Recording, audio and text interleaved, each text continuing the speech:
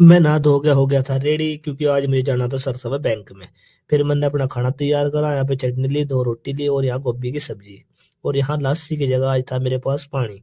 और फिर मैं बाजार के लिए डोगी के साथ निकल चुका था। डोगी यहाँ पे बाइक चला रहा था और मैंने अपने बाल बूल चेक करे, हो भाई बिल्कुल हिसाब बढ़िया बनना था। आज कहीं ना कहीं हो सके काम अपना। मैं इसी उम्मीद में बाजार के लिए निकल चुका था डोगी के साथ। और फिर हम आज था थोड़ा सा बैंक में काम, मैं बैंक के सामने पहुंच चुका था बिल्कुल। मैं बिल्कुल बैंक के फ्रंट में खड़ा था। फिर मैंने सीधी बैंक में मारी एंट्री। और फिर यहाँ मैं बैंक में चढ़ने ही वाला था कि है मेरे सामने 2 महिलाएं टकराई। और फिर मुझे थोड़ी शर्म आई, बैंक में मैंने कैमरा थोड़ा ऊपर कर दिया, कभी कोई मुझे बोल दे कुछ। फिर मैं अंदर घुस चुका था। फिर मैंने अंदर से भी थोड़ा हिसाब दिखाया आपको कि क्या है अंदर। बिल्कुल शांत माहौल है इस बैंक का। और यहाँ पे भाई जी से पूछा कॉपी कापी नगर रुक जा 5-4 मिनट। फिर मैं रुक गया। फिर उन्होंने मेरे हाथ में दोनों चीज दे दी, बैंक का एटीएम भी और कॉपी भी।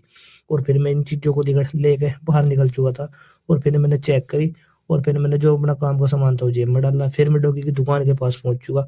डॉगी देखा यहाँ पर आराम से बैठा अंदर, बाबूजी पुराने नेतागिरी चला रहा। पापा से पूछा क्या हाल है, उन्होंने बोला 17 प्रो का कवर चाहिए भाई मुझे। मैं कहा, ठीक है पापा। फिर हम रास्ते में निकल लिए।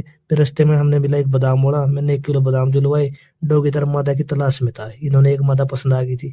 फिर मैंने बादाम 2 किलो और तुलवा दिए, वो भी डॉगी की खुशी में। फिर हम पहुंच गए सीधा बिरयानी वाले की दुकान पे, मैंने 2 प्लेट बिरयानी की लगवा दी। और डॉगी बड़ा खुश हुआ बिरयानी की प्लेट को देख के। फिर हमने प्लेट दोनों भाइयों ने दम जैसी खाया और निपटाया, प्लेट का कर दिया काम तमाम। इधर डॉगी ने भी बिल्कुल बराबर हिसाब रखा, कम नहीं है भाई। बिल्कुल टक्कर दे रहा फुल मुझे, क्योंकि मेरे तो थोड़ा हड़क है गात में, फिर भी बढ़िया टक्कर दे रहा।